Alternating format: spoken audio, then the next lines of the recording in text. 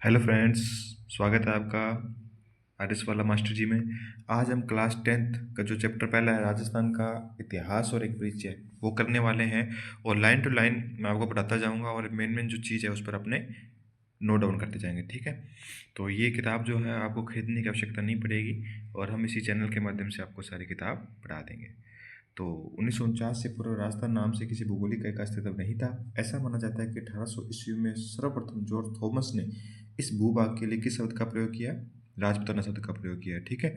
उसके बाद में 1829 में annals and antiquities of Rajasthan के लेखक कर्नल जेम्स टोड ने इस पुस्तक में इस प्रदेश का नाम राजस्थान या राजस्थान रखा।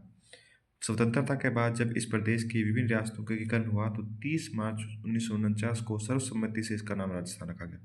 तो मेन जो पॉइंट है वो आपको है, अगर बात करें तो नोट करने के लिए, तो सबसे पहले जो मेन है वो है ये 1800 ईस्वी में जो जॉर्ज थॉमस था उसने कौन सा शब्द प्रयोग किया, ये पूछा जाता है राजपूताना शब्द, ठीक है। उसके बाद 1829 में 1800 1829 में अगर बात करेंगे तो उसके बाद 1829 में अगर बात करें तो annals and antiquities of Rajasthan एक बुक है, उसके लेखक कौन है? Colonel James Tod. इसने कौन सा शब्द दिया? राजस्थान। तो ये पूछ सकते हैं राजस्थान शब्द जो है वो कर्नल जेम्स टोड ने दिया और राजपूताना जो शब्द है वो जॉर्ज थॉमस ने दिया। और ये ऐसे राजस्थान भी बोलते हैं, ठीक है। उसके बाद अगर अपने बात करें तो उसके बाद सर्वसम्मति से इसका नाम जो राजस्थान रखा, ये अपने टॉपिक है राजस्थान का एकीकरण क्लास 9th उसमें पढ़ेंगे। 30 मार्च 1949 को इसका नाम राजस्थान रखा, ठीक है। तो हम आगे बात करेंगे। प्राचीन साहित्य और अभिलेखों में वर्तमान राजस्थान के विभिन्न क्षेत्रों के भिन्न भिन्न नाम मिलते हैं। कुछ क्षेत्र उनके भौगोलिक विशेषताओं के आधार पर और कुछ क्षेत्र वहां पर बसी जातियों के नाम से जाने जाते थे। राजस्थान के क्षेत्रों के प्राचीनतम नामों में बात करेंगे जिनका उल्लेख ऋग्वेद में भी आया है। मरु, दनव, जांगल, मत्स्य और सूरज नदी, ये नाम अपने आगे पढ़ेंगे। महान जनपद है ये। मरु और दनव दोनों का अर्थ एक ही है और इनका प्रयोग जोधपुर संभाग के मरुस्थल के लिए हुआ है। मरु यानी फिर मरुआर कहलाया, कालांतर में से मारवाड़ कहा जाने लगा। जांगल शब्द का प्रयोग उस क्षेत्र के लिए किया गया है जहाँ समी, केरू या पिलुई वृक्ष है, ये पाए जाते हैं। बीकानेर और नागौर के आसपास का क्षेत्र जांगल देश कहलाता है, ठीक है। मत्स्य, उसका उल्लेख कहाँ हुआ पूछते हैं तो महाभारत में इसका उल्लेख हुआ, मत्स्य का उल्लेख हुआ है जो कहाँ है? जयपुर और अलवर, ये दो जगह हैं, जयपुर और अलवर, ठीक है, जयपुर और अलवर। और भरतपुर एक विस्तृत था जिसकी राजधानी विराटनगर, किसकी? मत्स्य की राजधानी है। भरतपुर के मथुरा क्षेत्र से सटे हुए क्षेत्र कौन कौन से हैं? धौलपुर, करौली है, जो क्या कहलाते हैं? सूरसेन। ये एक प्राचीन राज्य था, महाभारत में भी इसका उल्लेख मिलता है। तो सूरसेन और मथुरा दो चीज़ें मैंने पढ़ी है, सूरसेन पढ़ा है, एक मत्स्य पढ़ा है। इन दोनों का उल्लेख कहाँ मिलता है? महाभारत में मिलता है, ठीक है। उसके बाद आगे पढ़ेंगे अपने भौगोलिक विशेषताओं के आधार पर नामित कुछ अन्य क्षेत्र निम्नलिखित हैं, जैसे माही नदी के आसपास का क्षेत्र कांठल, प्रतापगढ़, ठीक है। जो माही नदी, अभी ध्यान रखना, जो माही नदी है उसके आसपास का प्रतापगढ़ का जो भूभाग है वो क्या कहलाता है? कांठल कहलाता है, क्योंकि ये क्षेत्र माही नदी के किनारे कांठे पर स्थित था। 56 गांवों के समूह होने का प्रतापगढ़ बांसवाड़ा के मध्य भूभाग 56 का मैदान कहलाता है, ठीक है। तो ध्यान रखना 56 गांवों का समूह कौन कौन सा है? 56 गांवों का जो समूह है वो प्रतापगढ़ बांसवाड़ा है, इसके भूभाग क्या कहलाता है? 56 का मैदान कहलाता है। अब आगे बढ़ेंगे। पार्ट, ये चैप्टर काफ़ी बड़ा है, इसको पार्ट वाइज कंप्लीट करेंगे अपने छोटे छोटे में, 10 मिनट 15 मिनट के पार्ट वाइज। उसके बाद भैंसरोडगढ़ से लेकर बिजोलिया तक का क्षेत्र पठारी होने का क्या नाम कहलाया? ऊपरमाल, ठीक है। ध्यान रखना भी, जो अपने भैंसरोडगढ़ ये वाला, ठीक है, और बिजोलिया, इन दोनों तक का क्षेत्र पठारी होने का क्या कहलाया? ऊपरमाल कहलाया, ठीक है। और उदयपुर का आसपास का जो क्षेत्र है वो पहाड़ियों के दिखता कारण क्या कहलाता है? गिरवा कहलाता है, ठीक है। उदयपुर के जो आसपास का क्षेत्र है वो क्या कहलाता है? गिरवा कहलाता है। भैंसरोगढ़ से बिजोलिया तक का क्षेत्र ऊपरमाल कहलाता है। और जैसलमेर का प्राचीन नाम क्या था? माण था। ध्यान रखना, हम इसके क्वेश्चन भी लेके आएंगे आपके लिए और इसके शॉर्ट नोट्स भी लेके आएंगे। मतलब एक बुक बहुत अच्छी तरीके से आपको सारी बुक कंप्लीट करवाएंगे और ये जो बुक है आपको नीट के अंदर भी काम आएगी, जो अभी जून जनवरी में एग्जाम होने वाला है, सेकंड गेट, फर्स्ट गेट सभी में काम आएगी, ठीक है। तो अब आगे बढ़ेंगे अपने, उसके बाद है अपने पास, ठीक है, झुंझुनू व चूरू का क्षेत्र शेखावटी, आप सभी को पता है, सीकर, चूरू, झुंझुनू को शेखावटी बोलते हैं। जैसलमेर का प्राचीन नाम मान था। डूंगरपुर बांसवाड़ा का क्षेत्र कांठल कहलाया। डूंगरपुर बांसवाड़ा का क्षेत्र वागड़ कहलाया। कांठल क्या कहलाता है?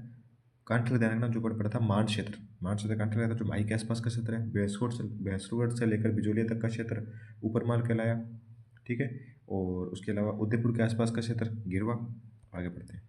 इतिहास का कालवज, मोटे तौर पर मानव के संपूर्ण इतिहास को 3 कालों में किया गया: प्राग युग, आद्य युग और ऐतिहासिक युग। मतलब क्वेश्चन नहीं आते हैं, ये वो एक जनरल है, लेकिन जो ऊपर वाले जो पढ़े हैं ना प्राचीन नाम, इनसे मिलान के क्वेश्चन आते हैं।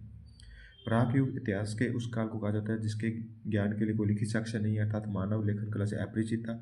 आद्य युग संज्ञा इतिहास के उस काल को दी जाती है जिसके लिखित साक्ष्य उपलब्ध हो, किंतु या तो वे अस्पष्ट हो या उनकी लिपि को पढ़ना अभी तक संभव न हुआ हो। ऐतिहासिक युग उस काल के इतिहास को कहा है जिसके संबंध में स्पष्ट और सुपठित लिखित साक्ष्य उपलब्ध हो। इन अर्थों में भारतीय इतिहास कालक्रम को इस प्रकार से विभक्त करते हैं: प्राक युग, यह युग, ठीक है। अगर अपने बात करते हैं प्राक युग, प्राक जो युग है,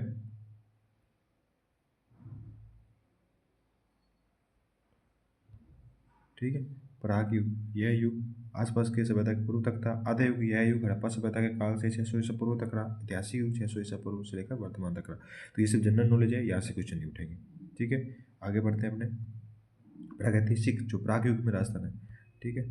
तो बात करेंगे मानव सभ्यता का उदय नदी घाटियों में होता, पता ही है, क्योंकि यहाँ नदी घाटियों में जल की प्रचुरता के कारण यहाँ अपने यहाँ आप उत्पन्न होने वाले कंदमूल फल भी प्रचुर मात्रा में उपलब्ध होते हैं। सघन वनों के कारण यहाँ मांस सेतु पशु पक्षी भी आसानी से उपलब्ध हो जाते हैं। सैकड़ों वर्षों पूर्व राजस्थान की भौगोलिक स्थिति ऐसी ही थी। यद्यपि राजस्थान का एक बड़ा भाग आज मरुस्थल है, किंतु विद्वानों की मान्यता है कि सैकड़ों वर्ष पूर्व इस मरुस्थलीय भूमि में समुद्र विद्यमान था और सरस्वती और सरस्वती नदियाँ इस भाग में आकर गिरती थी।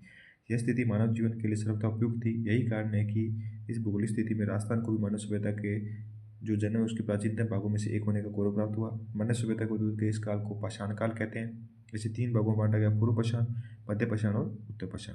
अब बात करते हैं पूर्व पाषाण की। देखो अभी तक इसमें कुछ खास नहीं है, नॉर्मली जो अपन पढ़ते हैं वही है, लेकिन जो फैक्ट होगा उसको आपको बताएंगे, ठीक है। पूर्व पाषाण, राजस्थान में मानव का उदय कब हुआ निश्चित रूप से किसी को ज्ञात नहीं है, लेकिन विभिन्न क्षेत्रों में वो उत्खनन यानी जो भी उत्खनन होता था, जो भी खुदाई होती थी, उससे प्राप्त विभिन्न प्रकार के पाषाण, विशेष रूप से क्वार्टजाइट पत्थर, अनेक उपकरणों से ज्ञात होता है कि आज से लगभग 2 या 1.5 लाख वर्ष पूर्व राजस्थान में एक संस्कृति विद्यमान थी।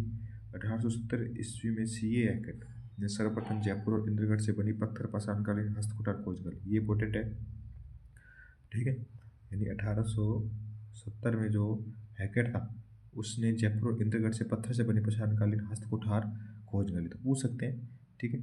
उसके बाद अगर बात करें कुछ समय पश्चात झालावाड़ इसी युग में अनेक उपकरण खोज निकाले, ठीक है। उसके बाद बात करें इसके बाद योजनाबद्ध उत्खनन में भारतीय पुरातत्व संग्रहालय विभाग नई दिल्ली में है। पूछ सकते हैं भारतीय पुरातत्व संग्रहालय विभाग कहाँ है? नई दिल्ली में। डेक्कन कॉलेज पूना के वीरेंद्रनाथ मिश्र, राजस्थान पुरातत्व संग्रहालय विभाग के केसी अग्रवाल, डॉक्टर विजय कुमार, हरिश्चंद्र मिश्रा आदि विद्वानों ने राजस्थान के पूर्व पाषाणकालीन सभ्यता और संस्कृति के विभिन्न पक्षों को सामने लाने में सराहनीय योगदान दिया। इनके प्रयत्नों से राजस्थान में अजमेर, अलवर, चित्तौड़, भीलवाड़ा, जयपुर, झालावाड़, जालौर, जोधपुर, पाली, टोंक आदि क्षेत्रों की प्रमुख नदियाँ, विशेष रूप से चंबल, बनास और उसकी सहायक नदियाँ, ठीक है, सहायक जो नदियाँ थी वो उपकरण प्राप्त हुए। जालौर से इस युग के उपकरणों का श्रेय आल्विन को है। स्पष्ट है कि संपूर्ण भूभाग पूर्व पाषाणकालीन संस्कृति का प्रसार सतर था।